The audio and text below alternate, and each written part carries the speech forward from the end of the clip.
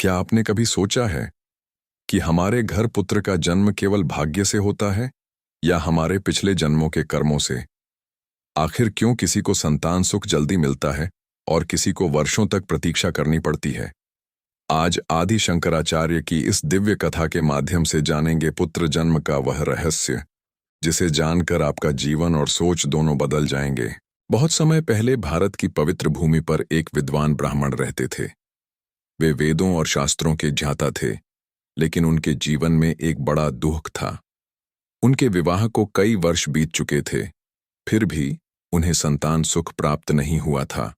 वह ब्राह्मण और उनकी पत्नी प्रतिदिन भगवान की पूजा करते, व्रत रखते और मन में यही प्रार्थना करते, हे प्रभु, हमारे जीवन में धन, वैभव या प्रसिद्धि की इच्छा नहीं है। हमें केवल एक पुत्र की प्राप्ति हो जाए जो हमारे कुल और धर्म का पालन करे। समय बीतता गया, लेकिन उनकी इच्छा पूरी नहीं हुई। एक दिन वह ब्राह्मण अत्यंत दुखी होकर भगवान शिव की आराधना करने लगे। उसी समय संयोग से आदि शंकराचार्य उस गांव में पधारे।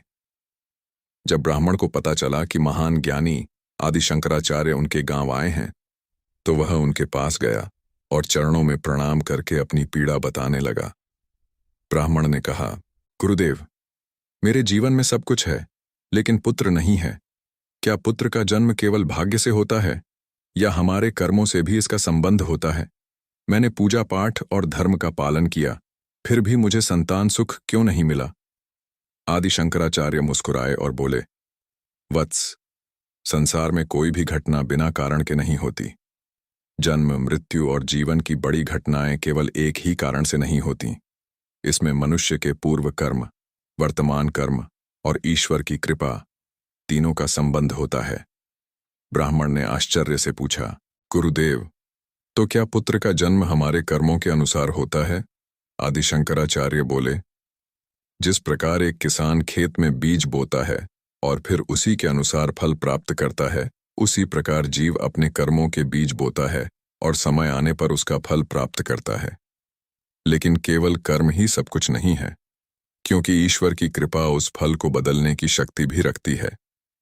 फिर आचार्य ने एक गहरी बात कही, पुत्र केवल माता पिता के घर जन्म लेने वाला शरीर नहीं होता, वह उनके संस्कारों और पूर्व संबंधों का परिणाम भी होता है। कई बार पुण्य कर्मों के कारण उत्तम आत्मा पुत्र रूप में आती है और कई बार पुराने कर्मों के कारण संतान प्राप्ति में बाधाएं आती हैं। ब्राह्मण ध्यान से सुन रहा था। आदि शंकराचार्य ने आगे कहा, लेकिन याद रखना, संतान प्राप्त होना ही जीवन की सबसे बड़ी सफलता नहीं है।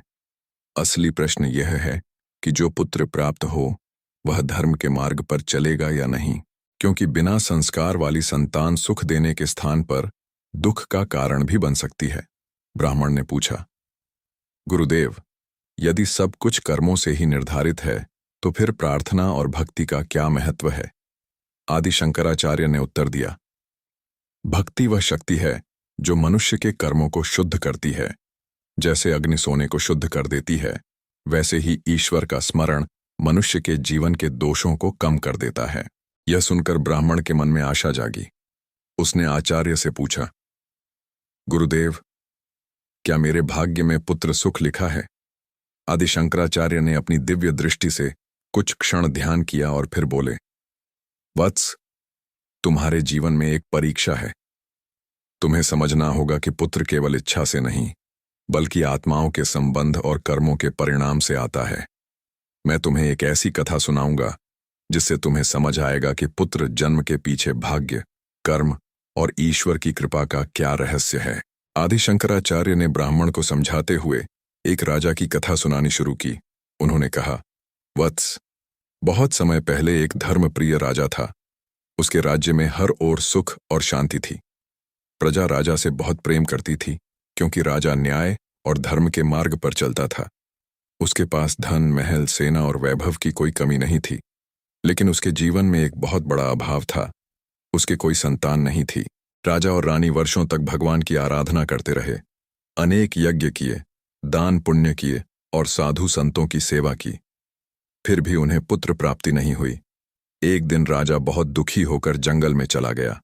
वहां उसे एक महान ऋषि मिले। राजा ने आर्षि के चरणों में प्रणाम करके कहा, हे गुरुदेव, मेरे जीवन में सब कुछ है, लेकिन मेरे बाद मेरे वंश को आगे बढ़ाने वाला कोई नहीं है। क्या मेरे भाग्य में पुत्र सुख नहीं लिखा है?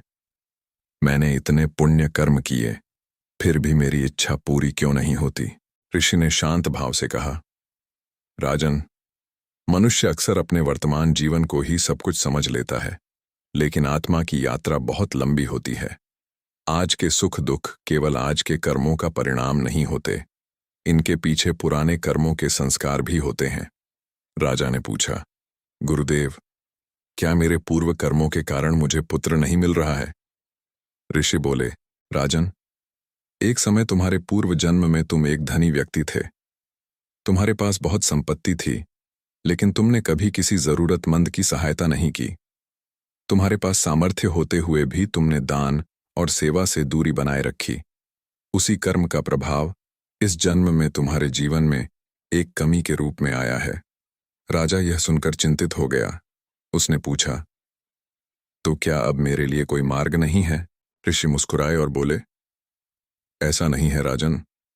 कर्म का अर्थ यह नहीं कि मनुष्य हमेशा अपने पुराने कर्मों में बंधा रहता है।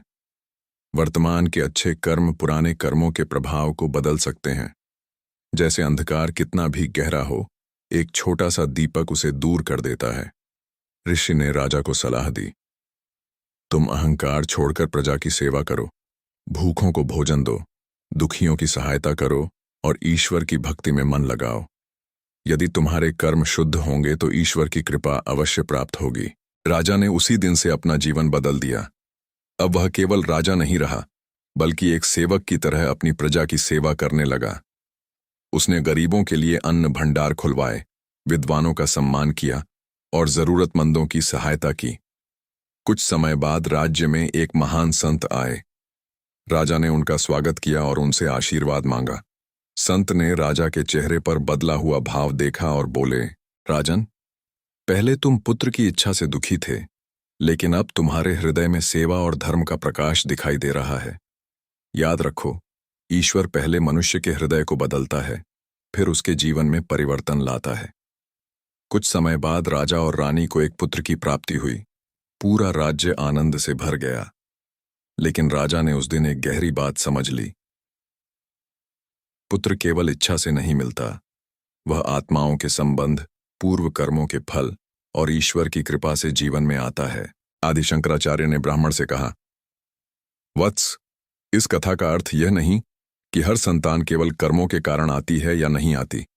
संसार के नियम बहुत गहरे हैं, लेकिन इतना सत्य है कि हमारे कर्म, हमारे संस्कार और हमारी भक्ति हमारे जीवन की दिशा को प्रभावित करते हैं। ब्राह्मण ने पूछा, गुरुदेव, यदि पुत्र पिछले कर्मों के कारण आता है, तो माता पिता का कर्तव्य क्या होना चाहिए? आदि शंकराचार्य बोले, माता पिता को पुत्र को अपना अधिकार नहीं, बल्कि ईश्वर का दिया हुआ उत्तरदायित्व समझना चाहिए। पुत्र का जन्म एक अवसर है, उसे अच्छे संस्कार देकर धर्म के मार्ग पर चलाने का। फिर आचार्य ने कहा, वत्स, संसार में पुत्र का जन्म केवल एक शारीरिक घटना नहीं है, यह आत्माओं के बीच एक दिव्य संबंध होता है। जब कोई जीव किसी माता पिता के घर जन्म लेता है, तो उसके पीछे अनेक कारण होते हैं, पूर्व कर्म, वर्तमान संस्कार और ईश्वर की इच्छा। फिर आचार्य ने एक और प्रसंग सुनाया। एक गांव में एक वृद्ध दंपति रहते थे। वे भगवान के परम भक्त थे।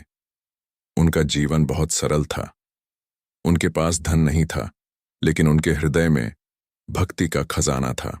वे प्रतिदिन भगवान की पूजा करते और यही प्रार्थना करते, हे प्रभु, हमें ऐसी संतान देना जो आपके मार्ग पर चले और संसार का कल्याण करे। कई वर्षों तक उनकी यह प्रार्थना चलती रही।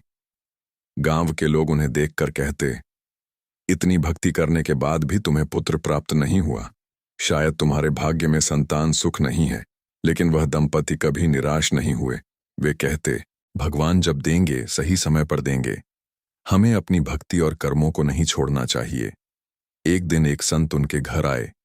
उन्होंने उस दंपति की निस्वार्थ सेवा और भक्ति देखकर कहा, तुम्हारी इच्छा केवल अपने सुख के लिए नहीं है, तुम ऐसी संतान चाहते हो जो धर्म का मार्ग दिखाए। तुम्हारे शुद्ध भाव से ईश्वर प्रसन्न है। कुछ समय बाद उनके घर एक पुत्र का जन्म हुआ। वह बालक बड़ा होकर विद्वान और धर्मपरायण बना तथा अनेक लोगों को ज्ञान का मार्ग दिखाया। आदि शंकराचार्य ने ब्राह्मण से कहा, देखो वत्स, यदि केवल धन और इच्छा से ही पुत्र मिलता तो संसार में हर धनी व्यक्ति को योग्य संतान मिलती, लेकिन ऐसा नहीं है। संतान का संबंध केवल बाहरी सुखों से नहीं बल्कि आत्मा के संस्कारों से होता है। ब्राह्मण ने पूछा, गुरुदेव, तो माता पिता को कौन से कर्म करने चाहिए जिससे श्रेष्ठ संतान प्राप्त हो? आदि शंकराचार्य बोले, माता पिता के विचार, आचरण और संस्कार ही आने वाली संतान के जीवन को प्रभावित करते हैं। जिस घर में सत्य, प्रेम, भक्ति और धर्म का वातावरण होता है, वहां श्रेष्ठ संस्कारों का जन्म होता है। फिर आचार्य ने कहा, केवल पुत्र की प्राप्ति की इच्छा मत रखो, पहले स्वयं ऐसे बनो कि ईश्वर तुम्हें एक योग्य आत्मा की जिम्मेदारी सौंप सके। उन्होंने आगे समझाया, मनुष्य अक्सर कहता है, मेरा पुत्र, मेरी संतान, लेकिन सत्य यह है कि कोई भी जीव किसी का स्वामी नहीं होता। हर आत्मा अपनी यात्रा पर आती है। माता पिता केवल उसके मार्गदर्शक होते हैं। ब्राह्मण की आंखों में ज्ञान के आंसू आ गए। उसने कहा, गुरुदेव, आज मुझे समझ आया कि पुत्र केवल भाग्य से नहीं और केवल कर्म से भी नहीं, बल्कि कर्म, संस्कार और ईश्वर की कृपा के मिलन से प्राप्त होता है। आदि शंकराचार्य मुस्कुराए और बोले, यही जीवन का रहस्य है। कर्म मनुष्य का कर्तव्य है, लेकिन फल ईश्वर के हाथ में है। इसलिए अच्छे कर्म करो, मन को शुद्ध रखो और ईश्वर पर विश्वास बनाए रखो।